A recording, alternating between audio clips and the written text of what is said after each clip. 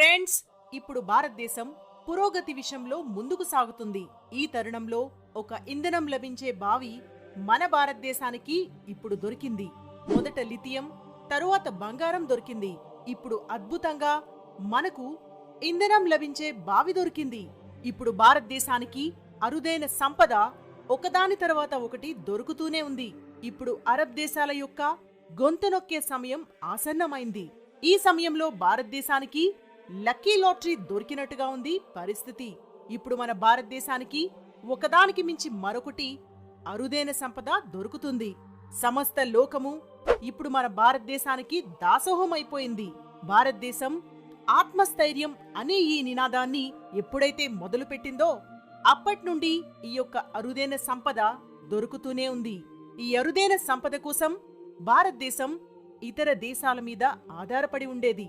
అప్పుడు ఆ దేశాలు భారతదేశం మీద అధికారం చూపెడుతూ ఉండేవి. ఇప్పుడు మన భారతదేశం వారి అధికారం మీద మన అధికారం చూపెట్టే సమయం వచ్చింది.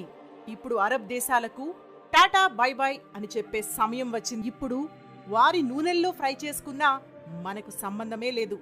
ఇప్పుడు మన భారతదేశమే ఒక శక్తివంతమైన దేశంగా మారబోతుంది. భారతదేశానికి దొరుకుతున్న అరుదైన సంపదను చూసి లోకమే ఆశ్చర్యపోతున్నది. ఫ్యూచరిస్టిక్ ఆలోచన కలిగిన హెలెన్ మస్క్ కూడా అదిరిపోయాడు. జపాన్ విషయంలో అడగవలసిన అవసరమే లేదు. ఇప్పుడు భారతదేశం పెట్రోల్ మరియు డీజిల్ యొక్క స్థానంలో వేరే మార్గం కూడా వెతుక్కుంది. ఇప్పుడు భారతదేశం గ్రీన్ హైడ్రోజన్ తయారు చేయడం వేగవంతం చేసింది. ఎందుకంటే నరేంద్ర మోదీ యొక్క కల దేశాన్ని జీరో కార్బన్ గా తయారు చేయాలని. అందుకే గ్రీన్ హైడ్రోజన్ ను తయారు చేయడం వేగవంతం చేసింది. భారతదేశం ఇంధనాన్ని అరబ్ దేశాల నుండి, రష్యా నుండి, ఫ్రాన్స్ నుండి దిగుమతి చేసుకుంటుంది. అందువల్ల భారతదేశంలో ట్రాన్స్పోర్టేషన్ కు ఎక్కువ ఖర్చు అవుతుంది. ఈ ట్రాన్స్పోర్టేషన్ యొక్క ఖర్చు ఎక్కువ కావడంతో భారతదేశం విలువెల్లాడుతుంది. ఒక్కొక్క సమయంలో దేశాలు ఇంధనం రేట్ని ఒకేసారి పెంచేస్తాయి మరియు ఎగుమతి చేయడం తగ్గిస్తారు. కానీ ఈ టైంలో రష్యా యొక్క మతిపోయింది. ఎందుకంటే రష్యా మరియు ఉక్రెయిన్ పరిస్థితి బాగోలేదు. వారి ఆయిల్ ఉత్పత్తి మరియు ఎగుమతి వ్యాపారం తగ్గిపోయింది. అందుకే ఇంధనం ధరలు పెంచలేకపోతున్నాయి. కానీ మన భారతదేశం ఈ సమయంలో ఆత్మస్థైర్యం పెంచుకోవాలని అనుకుంటుంది. మరియు ఈ క్షేత్రంలో మన భారతదేశానికి అనుకూల పరిస్థితులు ఏర్పడ్డాయి. ఇప్పుడైతే విదేశీ కంపెనీలు మన భారతదేశంలోకి రావడానికి ఇష్టపడుతున్నారు. ప్రస్తుతం ఈ కంపెనీలు భారతదేశానికి సహాయం చేయడానికి ముందుకొస్తున్నాయి. ఎందుకంటే వాటికి కూడా లాభాలు దొరుకుతూ ఉన్నాయి. మరియు భారతదేశానికి ఇప్పుడు అరుదైన సంపద దొరకడం మొదలైంది. ఫ్రెండ్స్, జమ్మూ కాశ్మీర్లో లిథియం యొక్క నిధి దొరికిన తరువాత జియోలాజికల్ సర్వే ఆఫ్ ఇండియాకు భారత ప్రభుత్వం అనేక స్థలాలలో అరుదైన సంపద దొరుకుతుందని చెప్పింది. అందుకే జియోలాజికల్ సర్వే ఆఫ్ ఇండియా అనేక స్థలాలలో వెదకడం ప్రారంభించింది. మొదట జమ్మూ కాశ్మీర్లో, తరువాత ఛత్తీస్గఢ్లో మరియు జార్ఖండ్లో ఈ సంస్థకు మొదట లిథియం నిధి దొరికింది. దీంతో పాటు ఒరిస్సాలో స్వర్ణ నిధి కూడా దొరికింది. వీరు ఎన్నో సంవత్సరాల నుండి ఈ అరుదైన సంపదను వెతుకుతూనే ఉన్నారు. గత సంవత్సరం ఈ సంస్థకు రాజస్థాన్లో యురేనియం దొరికింది. బీహార్లో స్వర్ణ నిధి దొరికింది. దీని తర్వాత ఈ సంస్థ భారతదేశంలో వెదకడాన్ని వేగవంతం చేసింది. మరియు ఇప్పుడు ఈ సంస్థకు మంచి ఫలితం దొరుకుతూ వచ్చింది. మరియు నూనె బావులు కూడా దొరుకుతున్నాయని ఈ మధ్య కాలంలోనే తెలిసింది. అన్నిటికంటే ముఖ్యంగా తెలిసిన విషయమేంటంటే, మంచి పేరు కలిగి ఫ్రాన్స్ దేశానికి సంబంధించిన ట్యూటల్ ఎనర్జీ అనే ఒక కంపెనీ భారతదేశానికి సహాయం చేయడం కోసం ముందుకు వచ్చింది. ఇప్పుడు భారతదేశానికి సంబంధించిన ఆయిల్ కంపెనీ ఓఎన్జీసీ మరియు ఫ్రాన్స్కి సంబంధించిన ట్యూటల్ ఎనర్జీ అనే కంపెనీలు ఆయిల్ బావుల నుండి ఆయిల్ తీయడానికి ఒకదానికొకటి ఒప్పందం కుదుర్చుకున్నాయి. ఈ రెండు కంపెనీలు ఒక ఒప్పందానికి వచ్చి సంతకాలు కూడా చేశాయి. ట్యూటల్ ఎనర్జీ అనే కంపెనీకి మంచి అనుభవం ఉంది. కాబట్టి భారతదేశం యొక్క ఓఎన్జీసీకి ట్యూటల్ ఎనర్జీ కంపెనీ అవసరం పడింది. ఏ స్థలంలో అయితే ఆయిల్ నిధులు ఉన్నాయో ఆ స్థలం గురించి వారికి మంచి అవగాహన ఉంది. మరియు ఈ కంపెనీ వద్ద అనేక ఆధునిక పరికరాలు మరియు మిషన్స్ కూడా ఉన్నాయి. ఈ ఆధునిక పరికరాలు భారతదేశం దగ్గర లేవు.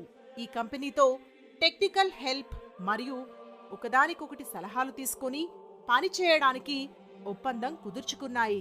మహానది అండమాన్ యొక్క ప్రదేశాలలో పెట్రోలియం మరియు మైనింగ్ వెతకడం కోసం ఒప్పందం కుదుర్చుకోవడం జరిగింది.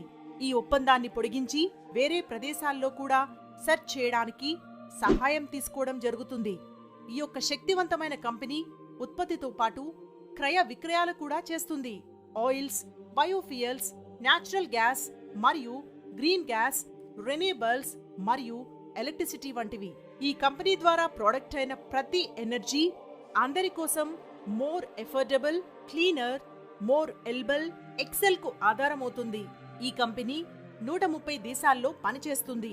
ఫ్రెండ్స్, ఓఎన్జీసీ అనగా oil and natural gas corporation. ఇది భారతదేశంలో ఉన్న ఒక మల్టీ నేషనల్ కంపెనీ. దేశంలో అత్యధికంగా ఉత్పత్తి చేసే కంపెనీలలో ఇది ఒకటి. ఇది ఢిల్లీలో ఉంది. ఓఎన్జీసీ పబ్లిక్ ఏరియాలో ఉండే ఒక గవర్నమెంట్ కంపెనీ. ఇది పెట్రోలియం, న్యాచురల్ గ్యాస్ మినిస్ట్రీ అండర్లో ఉంటుంది. భారతదేశంలో లభ్యమయ్యే ప్రాథమిక ఆయిల్ 70% మరియు భారతదేశంలో ఉత్పత్తి అయ్యే మొత్తం న్యాచురల్ గ్యాస్ దాదాపు 60% ఉత్పత్తి చేస్తుంది. ఓఎన్జీసీ ఇండియన్ డొమెస్టిక్ ఉత్పత్తి చేసే దానిలో 70% కాంట్రిబ్యూషన్ ఉంది. మొత్తం ఎనర్జీ, ఊర్జా సెక్టార్లో అదానీ గ్రూప్ కంపెనీకి సహాయం చేస్తూ ఉండేది. ఈ ట్యూటల్ ఎనర్జీ కంపెనీ ఇప్పుడైతే భారతదేశానికి సంబంధించిన అతిపెద్ద ఆయిల్ కంపెనీ అయిన ఓఎన్జీసీతో కాంప్రిహెన్సివ్ అగ్రిమెంట్ చేసుకుంది. వేరే వేరే క్షేత్రాల్లో కూడా ఆయిల్ నిక్షేపాలు ఉన్నాయని అంటున్నారు. కానీ ఎక్కడ ఉన్నాయి అనేది మాత్రం తెలియలేదు. భారత్ దగ్గర వీటిని తెలుసుకోవడానికి కావలసిన పరికరాలు లేవు. అందుకే ట్యూటల్ ఎనర్జీ యొక్క సహాయాన్ని భారతదేశం తీసుకుంటుంది. ఎందుకంటే ఈ కంపెనీ వద్ద అడ్వాన్స్ ఎక్విప్మెంట్స్ ఉన్నాయి. వీటితో పాటు నాణ్యమైన విధానాలు వీరి దగ్గర ఉన్నాయి.